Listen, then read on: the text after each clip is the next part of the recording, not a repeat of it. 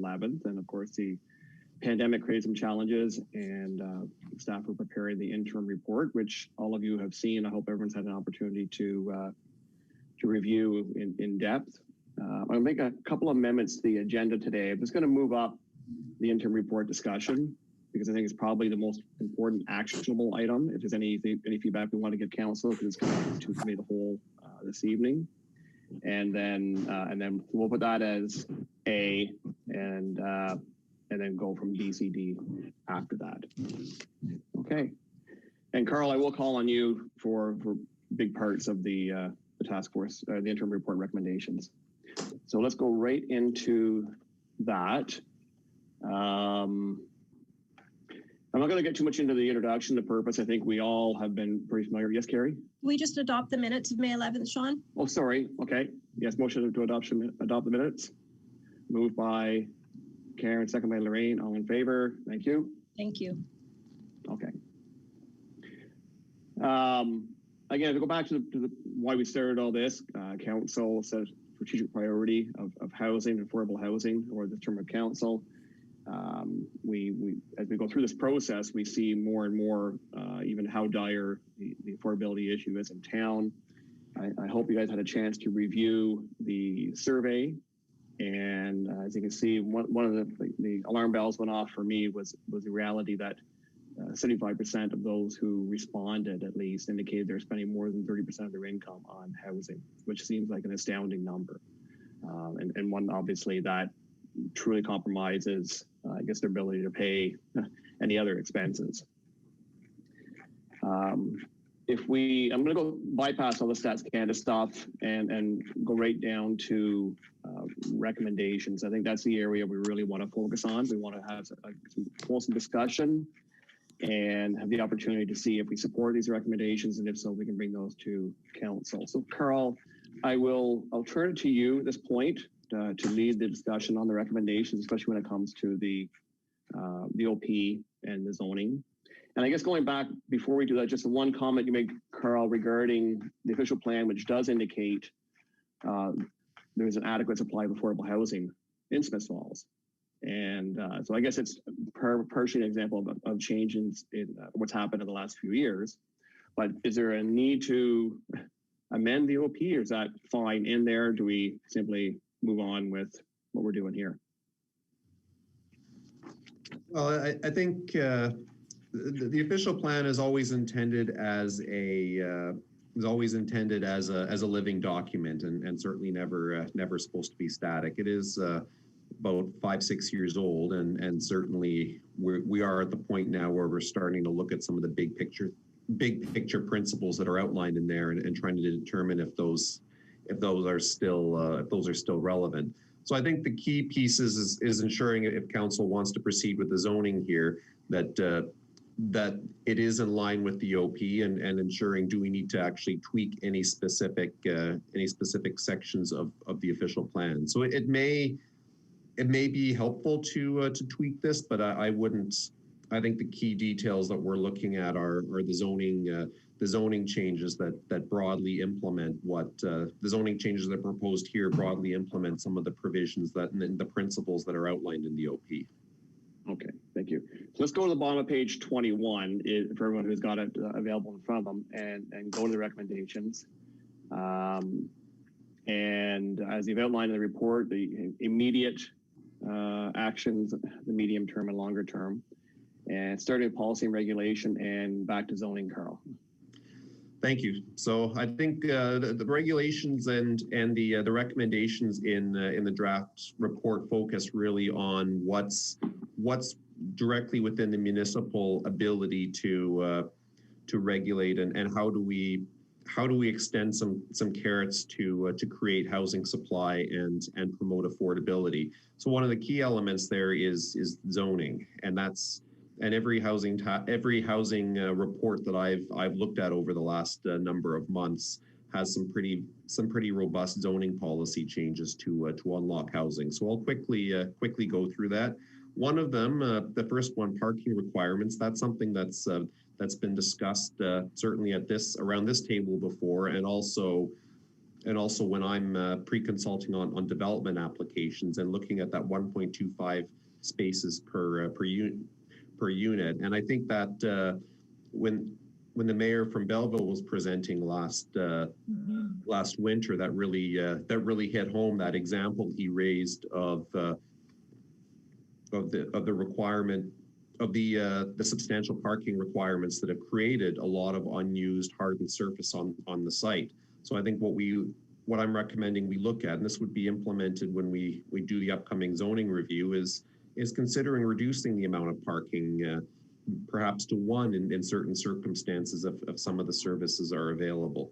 Secondary dwellings, that's another recommendation here, and that actually that's proposed to bring us in line with current provincial policy that allows us to, or that requires municipalities to adopt zoning and OP policies to accommodate accessory housing within and outside of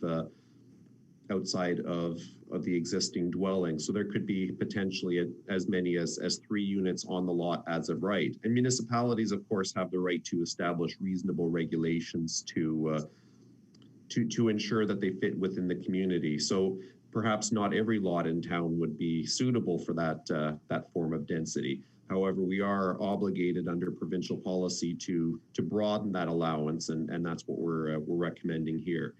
Minimum dwelling size is that's another tool that we often see, and certainly zoning bylaws traditionally regulate the dwelling size for both apartments as well as homes. And our recommendation is that we consider reducing that to allow a broader range of housing. Minimum lot size, that's an interesting one. Our zoning bylaw typically requires for single family lots, 4,500 to 5,000 square foot lots. And those were very standard in, say, the 60s, 70s, and 80s when new lots were being created. However, the trends more recently have been towards smaller lot sizes, and that accommodates a little bit more density and reduces and can reduce the cost of development and hopefully the cost of actually providing that housing. Mixed-use zoning, that's another tool that we're recommending. So, for instance, our shopping center zones, they allow single family, or they allow commercial type uses only. And what we're seeing in a lot of areas are malls and shopping complexes actually accommodating an element of residential with it. And it ensures the economic sustainability of the use, supports the commercial development. And often these shopping centers are sort of community centers already. So creating housing opportunities in that area would be, or at least creating the policies to accommodate the housing opportunities in that area would create serviced residential uses. The challenge, of course, that we work through is ensuring the appropriate compatibility, and that we don't detract from or prevent the viability of the employment uses. So this would require an amendment to the official plan. The official plan does not currently allow that. So that's something that would have to be very thoughtfully considered. And also investigate zoning changes to allow ground floor residential development in certain circumstances in the downtown core. And that's something that's probably one of the development themes I've seen most often since I started here. And I think we have very good reasons why we require ground floor commercial within our downtown area, and it supports the other businesses and supports an enhanced streetscape.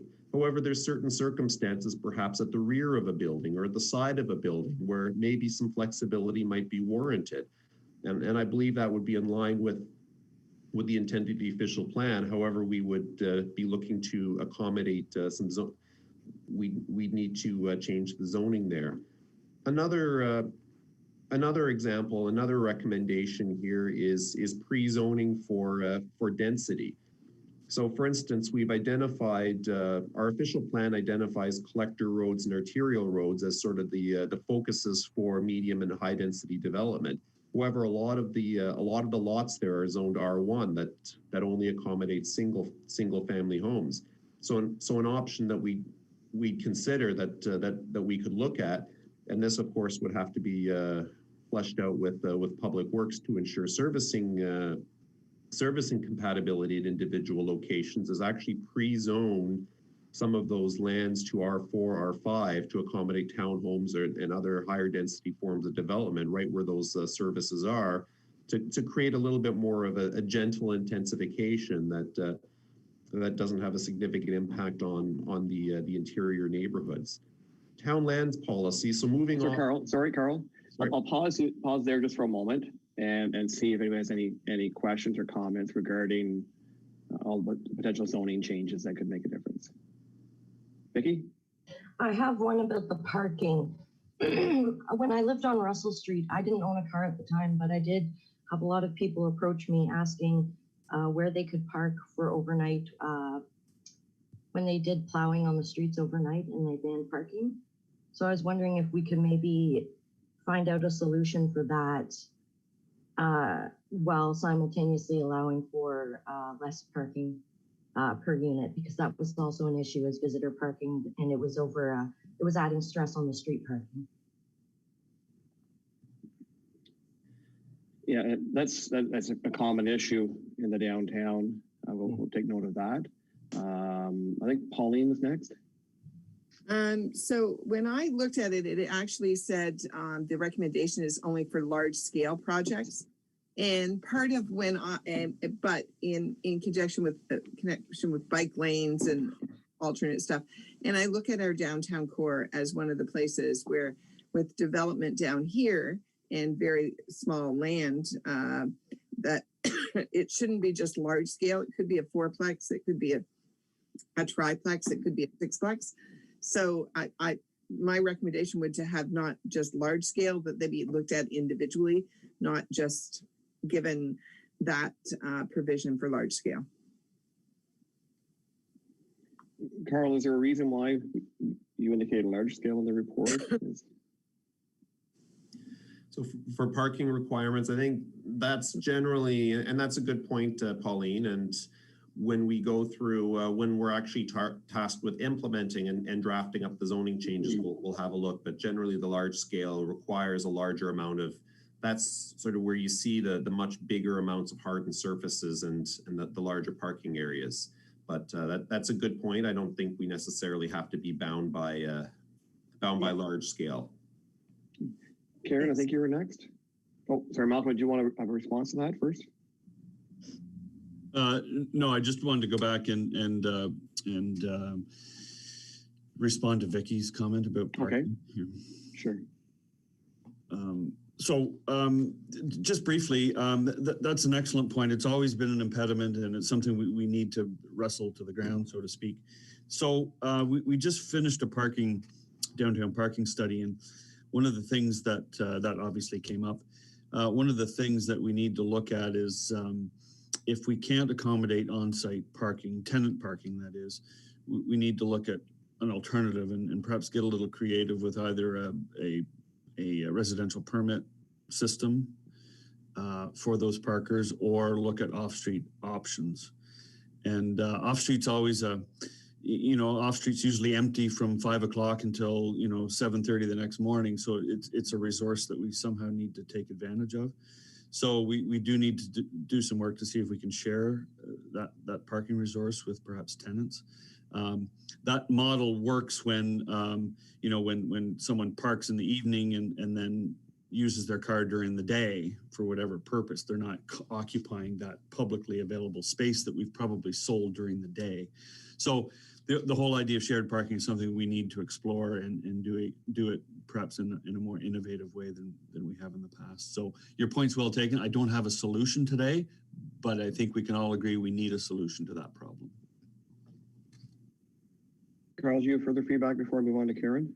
Yes, and I think too, when we're looking at the magic number for parking as well, I think one of the things we have to keep in mind is we can't really go, it may be difficult in most circumstances to go below, say, 1 parking space per unit as we don't have access to transit or a lot of the other features that perhaps don't necessitate car ownership for a large for a large portion of the population. But I think the key, what I'm hearing here is flexibility and looking at how we can accommodate an individual parking. And we can always create site-specific zoning provision as part of any development application. But I think we want to have a close look and target sort of the areas of the town where we can be a little bit more flexible with parking. And those are the details that we'll be working out through the upcoming zoning review. Malcolm, back to you. Yeah, and just quickly, I just want everyone to be aware that the more we push the envelope on reducing parking requirements, the more we exacerbate the parking problem either off street or some kind of permit parking on street. So there is a cause and effect here. We just have to be aware of that. Thank you. Karen? Well, actually, Carl said what I was going to say.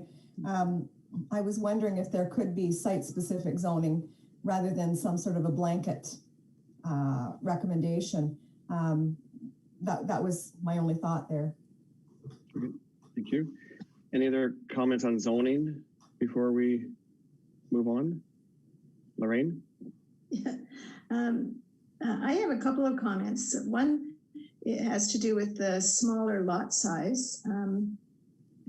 I don't see anything wrong with that in some neighborhoods. The only thing that I would hope we look at when we design it that way is that there's park space, because young families that have a small lot, children need to play and they need green space.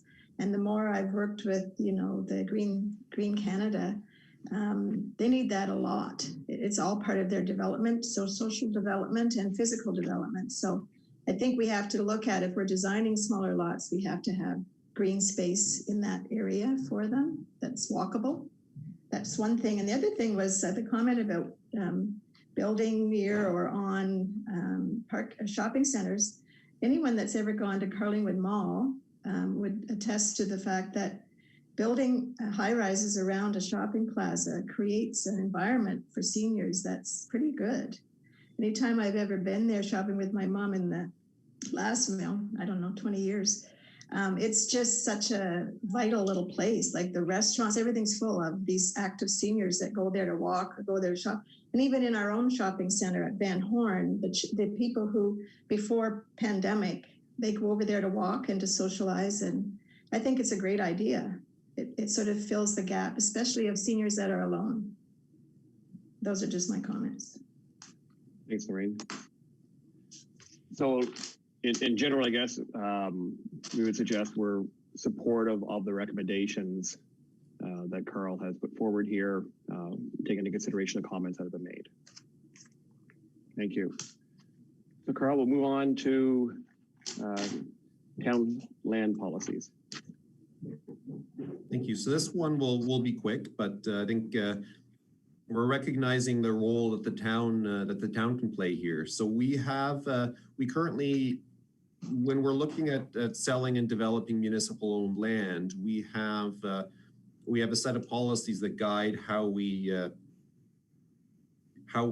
strategize and how we evaluate these sorts of proposals, especially if we have multiple bids on a property. And one of the key in our current land sale policies, the key evaluation criteria is how many jobs are created. And that's a very important one. Obviously, we want to create that sort of economic sustainability when we're making these decisions as a municipality.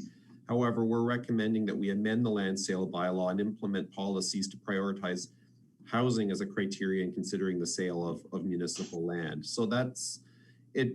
Ultimately, council has that decision-making authority on its own lands. However, we feel that adding this is a symbolic but important step to sort of flag housing as an important criteria, and also create and publicize a list of town-owned land that's reasonably available for residential development. So these are fairly minor but very important recommendations. I'll welcome any feedback or discussion on those. Carl, we've now completed an inventory of the land that we do have available, and some which would be suitable for residential development. So I guess it's one thing I guess we could do at council would be, do we decide to put this out there as available for affordable housing. So in other words, the town participate in the development by providing land at low cost or no cost. Is that something that, Malcolm, go ahead.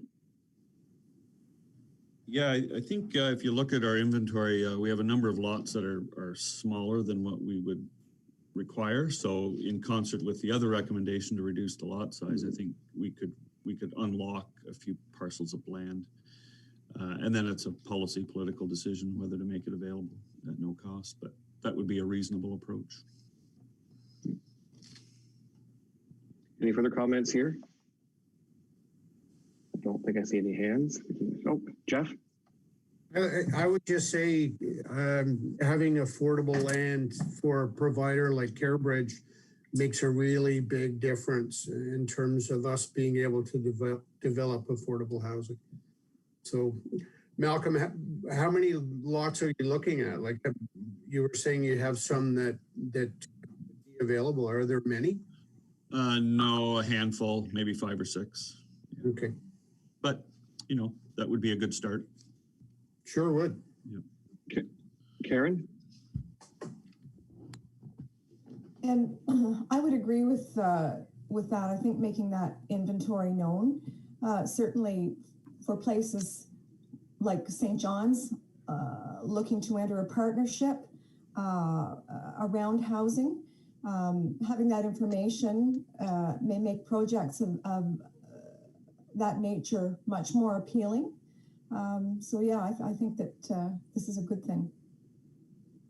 Well, when you look at the deed refinancing, if an organization is going to finance a project and the land is part of that overall cost, then you've got a portion of your down payment with the donation of land, which means less capital that any organization would have to raise. Yeah, and it makes it a much more feasible thing as far as a lender is concerned. You know, to know that portion is already in part taken care of. I think it eases the situation all the way around. Thank you. Any further comments here? Property standards. Carrie, do you want to, this is within your wheelhouse?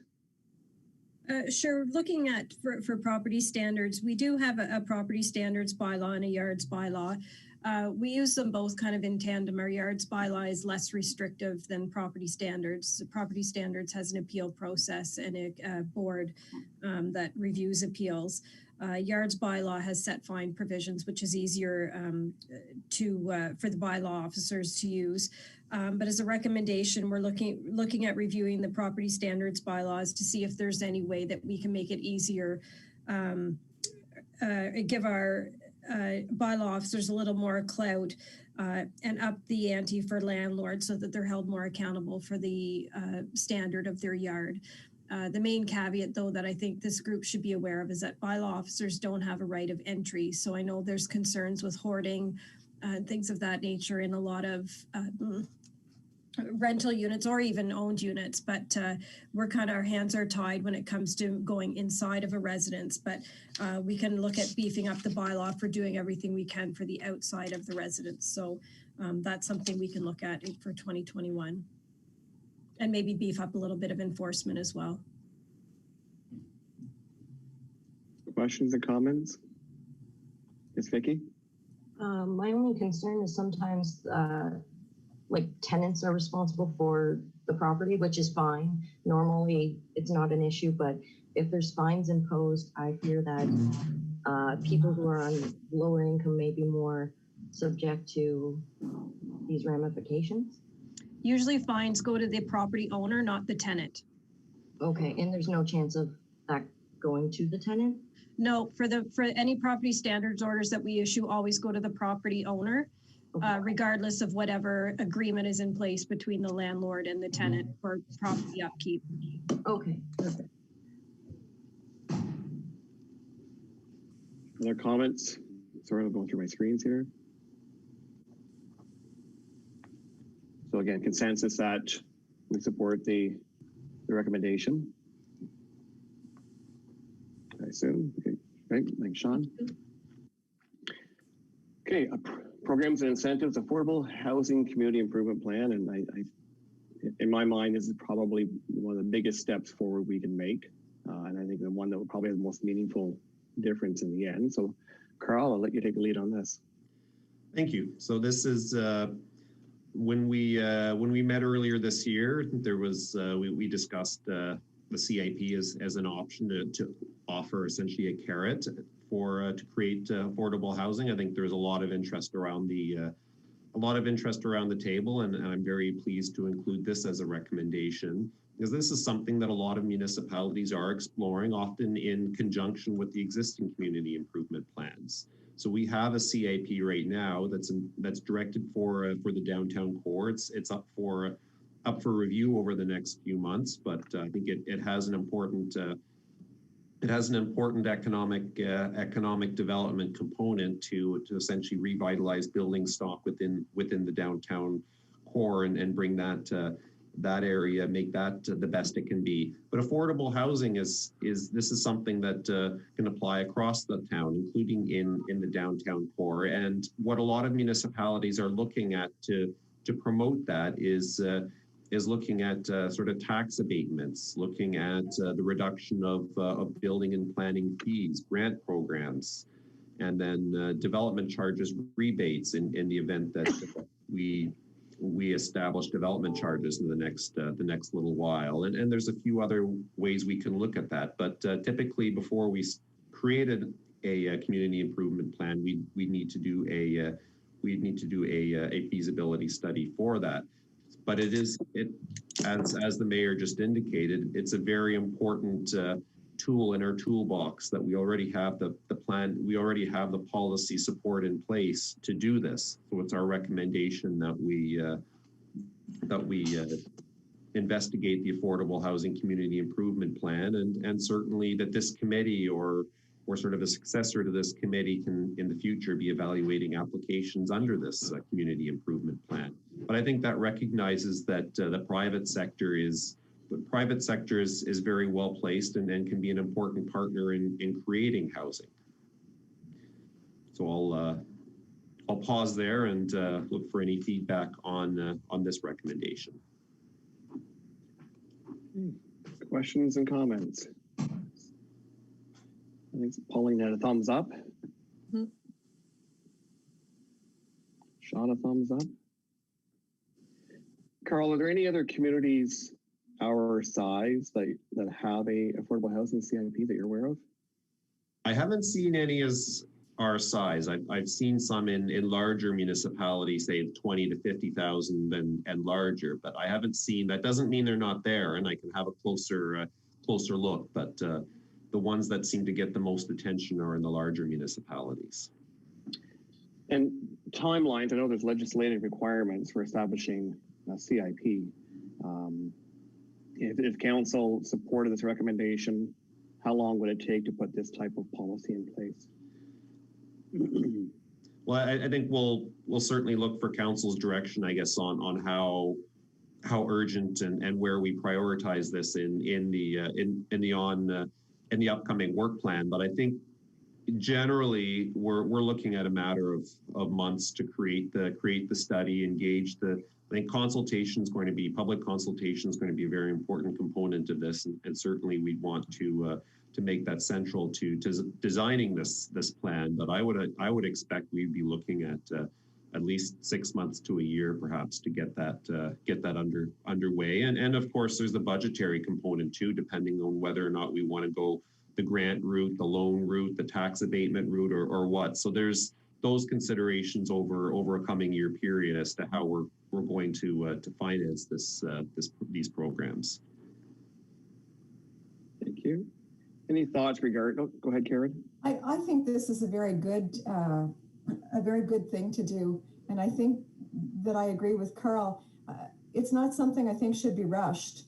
I think it should be done and done right, and tick off all of the boxes, because I think it's a very important initiative. That's it. Thank you. Anyone else? Okay, so I guess in in general, we support the recommendation. Okay. Awareness and advocacy, residential development information guide. And Vicki, I think it's you who sort of initiated a lot of the need for communication and the need for understanding. And we're going to have your report later on the agenda. But did you want to speak to some of your experience when it comes to making sure tenants are informed? Yeah. So a lot of the, I've been to the tenant board before, and both as not a landlord, but helping a landlord and as a tenant. And a lot of the problem I faced and other people, my peers faced, was not knowing your rights and facing uncertainty in eviction because of just basically not knowing their rights, as well as just knowing soft skills and basic, it almost seems basic, but sometimes it's not. Knowing these soft skills can help you aid you in getting an apartment or having a fulfilling tenancy. A lot of the times there's a misconception about pets especially, and knowing just about pets and the rights about pets can save you a headache in the long run, especially. But yeah, other than that, I don't really have anything prepared. I had something prepared for the article, but yeah, other than that. We'll circle back to that in a bit. Perfect. Well, and one thing I've come across are people, when they don't know who else to call, they sometimes call the mayor, and it has been fairly frequent cases of people who are facing eviction and don't know the rights. And that's obviously, as we've mentioned before, they go, one of the best opportunities to keep housing affordable for people is to keep people housed where they are. Yes. Every time they make a move, they're facing a much higher cost.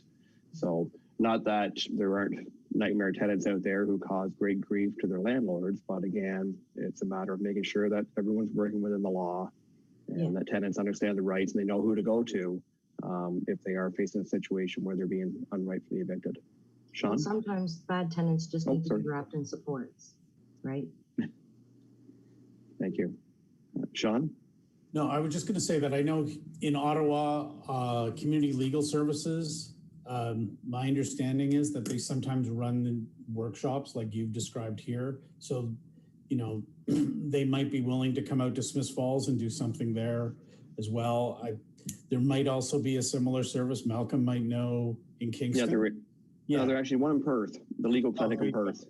Yeah, does a great job representing people locally. And pre-pandemic, I think we were actually moving towards having a workshop with them, and of course, the pandemic sort of shut things down. But so it's still something that, as it indicates here, the need to create that, do a workshop, create some education, and make sure that if you look at it, if we have 42% of our citizens who are renting, we have thousands of people who may not know the rights and need to ensure that they do know the rights. Not that every situation and every landlord is going to give someone unwarranted eviction notice, but it's making sure, again, people understand what their rights and privileges are. Any other thoughts here before we move on? Vicki? Just quickly, I was thinking on the point of 4.2, I was going to say we could probably reach out to the community to get a donation on premises to hold any of these workshops. And then we could probably reach out to local businesses as well to sponsor the workshops, either financially or supplying any catering needs we may need. Yes, Pauline? One of the things I found interesting, it's a tenant workshop in education. I find small landlords need a landlord education. So that I don't like to see it just restricted to the tenants, because I find I get calls constantly from people who own only one duplex. The major landlords who have multi-units know the Residential Tenancy Act inside, outside. The one, they think they can sometimes evict based on some of the oddest things, and also don't understand that if people are on a lease, they can't evict them. They sometimes I think it's also because we have a lot of small landlords. I mean, we did just survey the big ones, but we have lots of people who only own one investment property. And some of them have been landlords for 20 or 30 years and have no idea of what the residential tenancy act looks like. So I'm wondering if we could include there, not only that, but also workshops for small landlords, because we do have a lot of those in this town. Great point, Pauline. Maybe you can run that workshop. Thank you, I will. Okay, great. Okay, Carl, did you have a comment here? Yes, I really like Pauline's point, and I think that's important. And when we were drafting up these recommendations, it was framed that we're assuming here that our landlords and our tenants, for the most part, want to do the right thing, want to understand the rules, follow the rules, and that's a very welcome suggestion. And ultimately, the point of all of this is, and this section here is to expand the base of knowledge that we have in Smith Falls for landlords and for tenants, and hope for a better outcome. And there's a lot of subject matter expertise on these matters on this group here, and some of these, and certainly we recognize that these recommendations can be fleshed out. So certainly Carrie and I welcome any feedback. There's a couple little comment bubbles in the draft here too, where we're looking for feedback and suggestions from this group on how we can best flesh these recommendations out. So certainly I'd welcome any feedback from task force members on that over the coming days, so that we can plug that into a revised draft. Great, thank you. And down to, I think it's the final set of recommendations dealing with developing partnerships with not-for-profit, and Carl's done a great job of helping encourage affordable housing in a couple of developments that have been approved, or different stages of approval this year. So there are units included in new development. And I think that's something all of these incentives, especially a CIP, would be designed to do, is to try to encourage developers to incorporate some affordable units within new development. If we're looking at larger scale affordable housing development, I think we truly are going to be dependent on the not-for-profit sector. And Jeff, I look to you at CareBridge here, and we go through the recommendations. Certainly, council supports and prioritizes the development of partnerships with not-for-profit organizations in recognition of their role in creating affordable housing supply within the town. And having worked with Jeff and Rob at CareBridge on a couple of potential projects in town, it's exciting to know that there is an organization out there that has such a strong willingness and desire to try to help make a difference in developing affordable housing within our community. So I think it's, Jeff's run away from me when I'm saying this. Jeff, get back here. I scared him away. Anyway, so I believe this is an area which we are truly going to be dependent on to put enough affordable housing units in town. So I look forward to comment here. And oh, good, Jeff's got his hand up. Sorry, Sean, it looked like I was running away from you. Someone was knocking at my door. You know, we love working in Smith Falls, and it's exciting to see what we can do there. It's a long, arduous task to develop public housing, but we're willing to work with church groups and others in your community. Certainly the town of Smith Falls is a delight to work with. So we'll keep hammering away. Thank you. And one thing, I guess, to recognize, especially today, more so I think than any other point that I'm aware of, the availability of funding, both grants and loans for the repurposing of properties, for the rehabilitation of properties for affordable housing, and for new construction for affordable housing. So I think the time is ripe. I think we've sort of been going down this road at a time that could lead us to some opportunities that would have been much more difficult in years past than what they are right now. The key thing right now is finding partnerships and properties and taking action in trying to create more affordable housing, especially when there is such funding available. And FCM and the Federation of Canadian Municipalities had an announcement a couple of weeks ago, 2 or 3 weeks ago now, about grant and loan programs, essentially the opportunity to rehabilitate and turn existing buildings into affordable housing, potentially with no capital invested by the organization that is doing that, between the grants and loans that are available. So exciting opportunities, and so I'm glad that we've been moving ahead with this at this stage. So any further comments or questions here? I don't see any hands up. Are we supportive of forming partnerships with not-for-profits? Looks like we've got widespread support. And Karen, I'm glad your hand's up there. Thank you. Okay, that is it. So in a nutshell, I guess, I think we should have a motion carrying, and with your recommendation that the task force adopt the interim report and support its recommendations to council. Is that appropriate? Yes. Okay. So as for a mover, Pauline, seconder, Vicky, all in favor? Wonderful. Thank you. Okay. Thanks everybody for your participation with that. I know we've got about 15 minutes left here. So moving back to the agenda, and Pauline, I look forward to you bringing an update.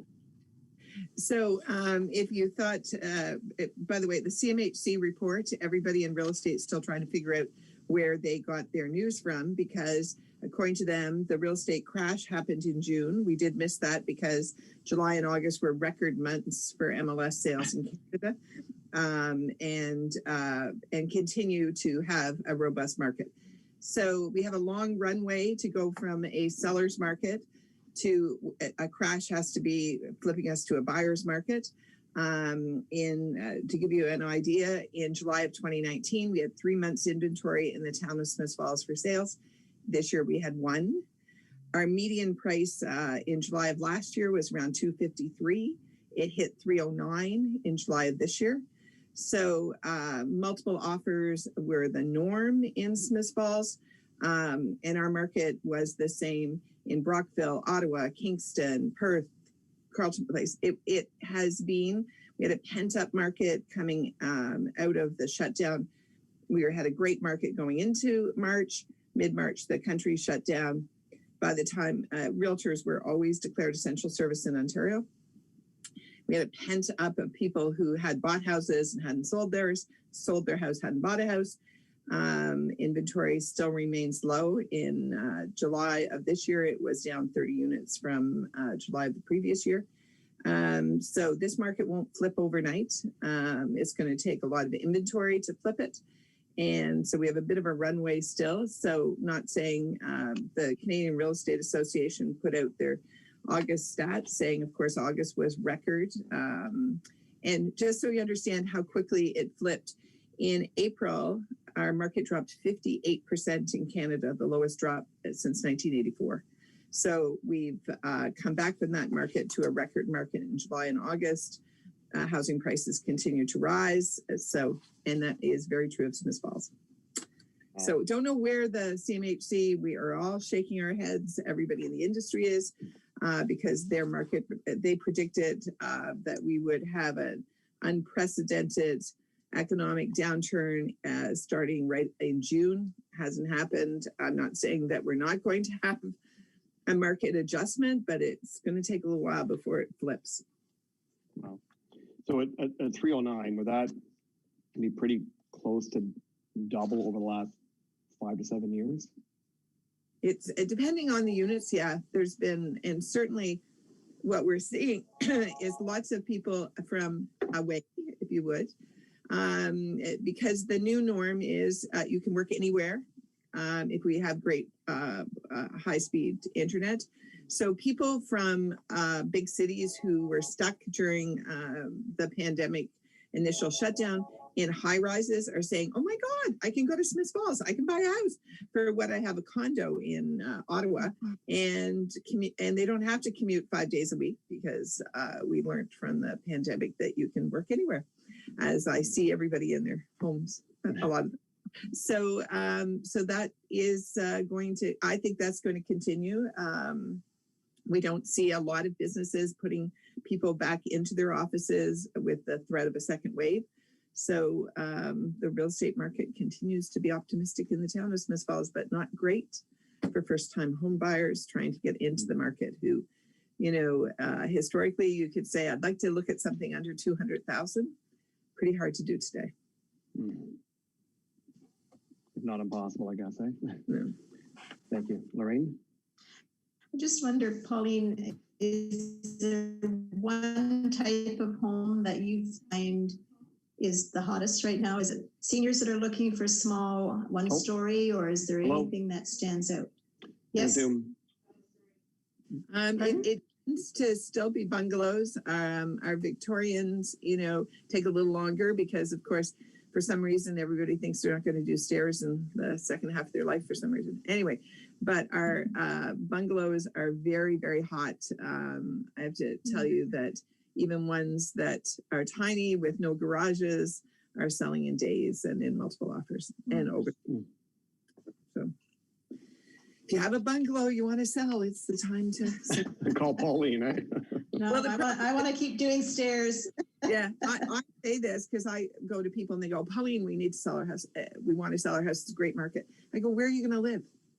Because right now, rental is difficult to find in Smith Falls. It's difficult to find an option. So unless you know where you're going, you can't sell. But I'm going to tell you the most bizarre market that has happened. In Toronto last year, in August, there were 1,000 rental housing available on the Toronto Regional Real Estate Board website. In August of this year, there were 8,800. So look at that switch. Wow. Nobody would have guessed that one. And that has to do with the fact that foreign students weren't coming, immigration has stopped, the need for people not wanting to be in the downtown core. So all of that, it's a very interesting time in real estate as well as the pandemic. So that's an interesting statistic that nobody would have guessed would happen. Wonderful. Thank you, Pauline. Any further questions for Pauline? Before I move on, just want to, Carl, can you just highlight, I guess, the residential units that have been approved or various stages of approval thus far in 2020? Because I think one of the key things to ensuring affordability is supply. I think as Pauline just talked about, I'm sure affordability is getting a little bit better in Toronto as supply opens up. Yeah. We've got a large number of residential units which have been under various stages of development, and I think that'll make a difference in the long run. Carl, do you want to just give a little bit of a highlight there before I move on? Sure. Yes, as the mayor indicated, there's a few things that are moving through the pipeline at the moment. So in the last couple of months, council had approved the zoning for a 16-unit apartment complex on Beckwith Street North. That's sort of somebody amalgamating 3 vacant lots that previously contained dwellings. So now there's plans for that. We approved a 3-unit townhouse addition on 1 Old Slies Road. Just recently, council approved a 24-unit apartment on Van Horn Avenue across from the mall, and we're putting the finishing touches on the 20-unit townhouse rental complex by Kevlar Developments on Ferreira Drive. So over the course of the year, the Bellamy Farm subdivision, that phase 1 with about 60 townhouse units has been building out very rapidly, and we've been bringing site plan approvals to council quite regularly for that. So at this point, they're working. The developers and staff are working on the finishing touches of the subsequent phases of that. So at this point, there's a few technical items that are being worked out. So we're expecting to bring that to the public at some point later in the fall. As you know, we gave draft approval to 120 lot single family home subdivision by up at the Maple Ridge Maple Ridge Estates. So that's the extension of Wood Avenue. So that draft approval has been given, and the proponents are working on the technical conditions. So we've held a public meeting for 132 unit development by Lapine. They're new to town. They're developers out of Ottawa who have tremendous experience building residential rental apartment complexes. So we're working on some elements. We're working on some of the on some of the technical aspects there, and hope to bring a report to council in the coming weeks for direction on the zoning. So that's just sort of a big picture of the housing that has crossed council's plate over 2020. So a lot of units. Great, thanks, Carl. Any questions or comments there? I think, and more to come. Okay, I'm going to move on. I'll talk about St. Francis. If we go back to, I believe it was January, February meeting, the task force requested that the chair and vice chair here, myself and Chris, meet with St. Francis and to discuss the future of this old school property. We did that initially on February 25th. On March 11th, we had a task force meeting here in March as well. As I think I brought a little bit of an update at that point in time. And then we had additional meetings with the representatives from St. Francis, June 17th and July 9th. And excuse me, through that process, we brought in Jeff and Rob from CareBridge, who had shown a strong willingness to be a partner in some capacity with any potential affordable housing development that could occur at St. Francis. Also at one of the meetings, we brought in Graham Hussey from CADCO, which is the Canadian Affordable Housing Development Corporation out of Ottawa. And they've assisted CareBridge in the past in preparing funding applications to CMHC for seed funding. And so we wanted to make sure that the good folks at St. Francis understood there was the possibility of funding from CMHC to do the feasibility studies and planning work for that type of development. Now, we did receive a response August 31st from St. Francis. Now, this is, of course, prior to the announcement by FCM with the funding that is now available. So I think there's like to communicate that back to St. Francis that there is funding available today, possibly that was not available when it was making this decision back in August. But in the end, I received an email from Father Rod that they had given careful consideration to everything that we had discussed and everything that we'd gone through. And Chris Samir and his team had put together a couple of different parking plans for the area to illustrate the possibility of a combination of on-street and off-street parking to potentially meet the needs of the parish. But in the end, the parish has decided that it wishes to proceed with demolition of the school and turn the area into parking for the parish. So, I mean, clearly I'm disappointed with that decision. I think especially at a time when we are seeing absolutely critical needs for housing in our community, when we know there are people in our town who are having to leave town, sometimes uproot their families and go to another community because they no longer have a place to live here. We know that housing affordability, to go back to the survey, 75% of the respondents indicated that they are spending more than 30% of their income, their gross earnings on housing. And we know this challenge is only going to get greater. And especially with view that the potential funding out there for the rehabilitation of existing buildings, that could be done much quicker, obviously, than a new build. So it's disappointing news. I respect this is a decision for the parish council and the finance committee and the parishioners at St. Francis. But at this stage, that appears to be their final decision. I say it doesn't preclude us from giving this information on the possible funding that's available today from FCM, but we're not sure exactly where that goes from this stage forward. step forward. So I don't know if any further comments or questions, Karen? So the new funding that's available, is it only on rehabilitation of buildings? I think the majority of it, yes. I think there's the federal government's indicated a strong desire during the pandemic to get more affordable housing constructed. So it's something that is, my understanding is the intention to try and spend the money within this fiscal year. Okay, that, I just wondered if there was any additional options open, for instance, to the project that we're considering at St. John's. Yeah, I think through CMHC there is still funding, but I don't think it's the program that was outlined 3 weeks ago by FCM, I think deals with existing structures. Okay, thank you. Further comments or questions here? Looking around, I don't see anybody's hands raised. And Jeff, I don't know if you have anything you want to add on to my comments.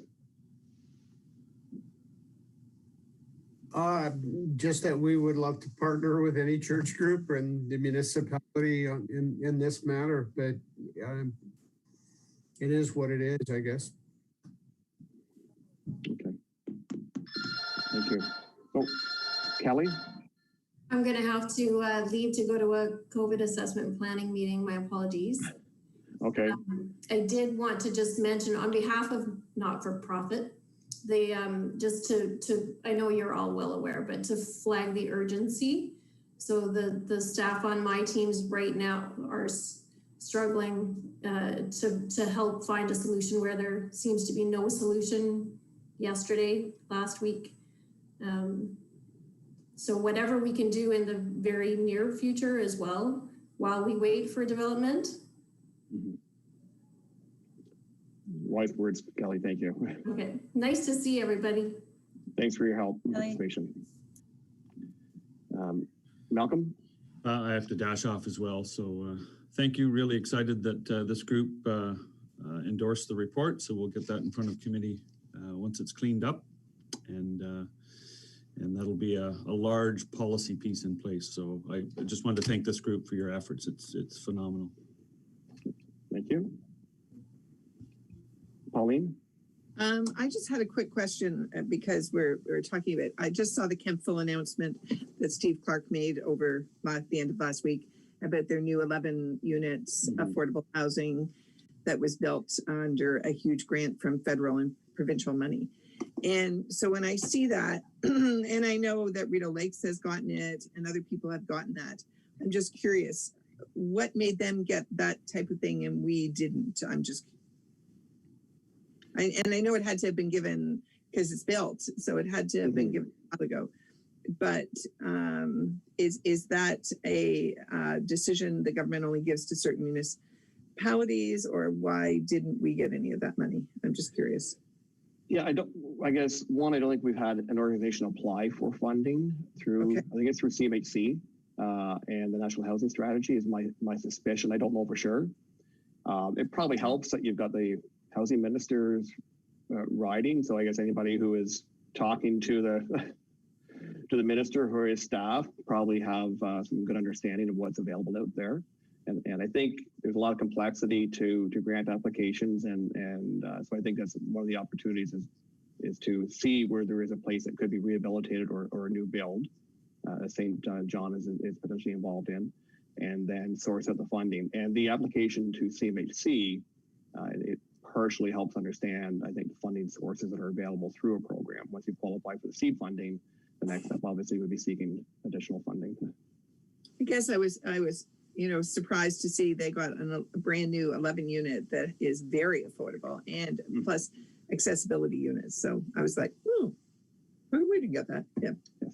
And I love Steve, so. Sorry? I said I've lobbied Steve for years, so I don't mind lobbying. Okay. We should. And Pauline, you're our eyes in the real estate. We need a place right now that could be turned into affordable housing in the next 6 months, roughly. The money is there. So if we have a location, we need to act quickly. Okay, anything further here? Sean, you've got to run. Okay. Thank you for your help, your participation, your support. So, Vicky, you're up next. Tips and soft skills. Yeah. So I assume everybody has gotten a chance. If not, it's okay. But most have gotten a chance to read over the article. I just did a small synopsis on it. So I said basically the article describes necessary soft skills needed to navigate the renting world we face today and tomorrow. The purpose of the article is to aid renters in obtaining fulfilling tenancies with landlords, setting up a foundation based on respect. Lack of knowledge of these skills can be a big barrier to obtaining tenancy. And as always, there can be bad renters, there can also be bad landlords, and knowing both your rights as a landlord and a tenant can be paramount in finding and sustaining a fulfilling landlord and tenant relationship. Other than that, I would love if we were to, I give full permission if we needed to use the article on any town websites or otherwise, or if we needed to use it for the workshop we will be having or otherwise. And if there's anything to add to it, I always welcome criticism, constructive. Vicky, have you, I mean, what prompted you to write this article? Your own personal experience or stories you're hearing from other people? It's a bit of a mix. So I do co-facilitate a group, Getting Ahead Bridges Out of Poverty. And a lot of participants face uncertain housing situations, precarious in nature. And I found a lot of the barriers were just soft skills, essentially, like things you would otherwise think. Some people are blessed and they know these things. Other people aren't as afforded the same opportunity and they don't know these things. So I figure if I could compile a list and it aids both renters and landlords, you know, if they show the landlord this list, hey, I respect this list, I follow these rules, it might even help them in gaining a tenancy as well. I've gotten, my landlord really appreciated it. So things like that. Well, and my understanding is when most apartments come up nowadays, there are multiple people who are applying to occupy it. Yes. And I think to your point, you really need to, I guess, stand out in what is a very competitive environment now. Yeah, especially. So clean up that social media. Yes. That was a great suggestion. Okay. Any other any questions or comments for Vicky before we go to closing comments? Thanks, Vicky. No problem. Round table. Anything else to add? I mean, I really appreciate the participation that everyone's brought to this group. I think we've made some major strides forward, and I think some actionable items which I believe will make a difference. Doesn't mean that our work is done. I think there's going to be a need for an ongoing affordable housing group of some form, as discussed in the report, and we'll circle back to that in the future. But we would not have reached this point without the help and support and participation of all of you. So I really appreciate this effort. And in the end, we have to go back and look at what are we trying to accomplish here. And we're trying to make sure that the people in our community who are housed stay housed. Those who need a place to live can find an affordable place to live. And that Smith Falls can grow and prosper. And we know that if we have people who are spending 50, 60, 70, 80% of their income on housing, there is really nothing left over for anything else. And the needs for those individuals go broader, and the needs for the community to respond to what they need obviously gets greater. The food security becomes an issue and everything else that relates to that. So we've got a big task ahead of us. We've made some major strides, but now it's going up to council to sort of carry the ball on this. We'll likely circle back to the group. I think we want to get the report out there to the public as well to get some feedback. But before we wrap up, just want to give anyone else a chance to add any final comments. Jeff?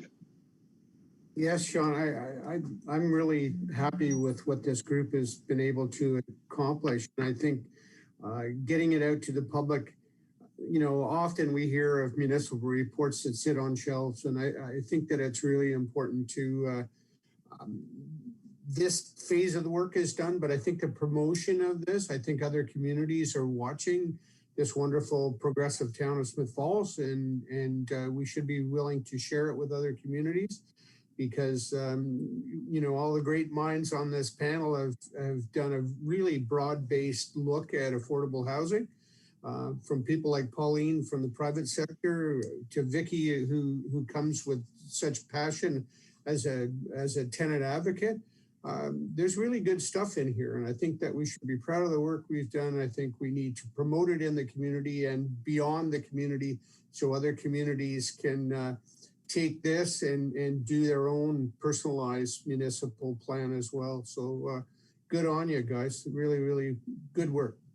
Great. Thanks, Jeff. Vicky? The only thing I wanted to add is for the establishing of the Affordable Housing Advisory Committee, I would love to be informed. Thank you. Thanks. Anyone else before we wrap up? Karen? I agree with what Jeff says, and I'm particularly excited actually about the affordable housing CIP. I think that given municipalities our size aren't broadly doing this, I think eyes may be on us. So I think that this is a really critical piece of this, and I commend everyone who's been involved. I think this is great. And thanks for the opportunity.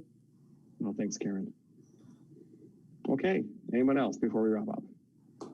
So next meeting date, I think what we'll do is we will this is going to go to council, maybe some feedback from council, obviously, feedback from the community, and then like to bring the group back together just as we review the final report for any further adjustments or recommendations before we conclude. So appreciate everyone's involvement today, your ongoing support, and look forward to connecting with you sometime soon. And we have a piece of property that can be redeveloped into affordable housing. I didn't hear that. Months. Oh, sorry. If you have a piece of property that can be converted into affordable housing in the next 6 months, give me a call. We'll figure out a way to make this happen. Thanks, everyone. Take care.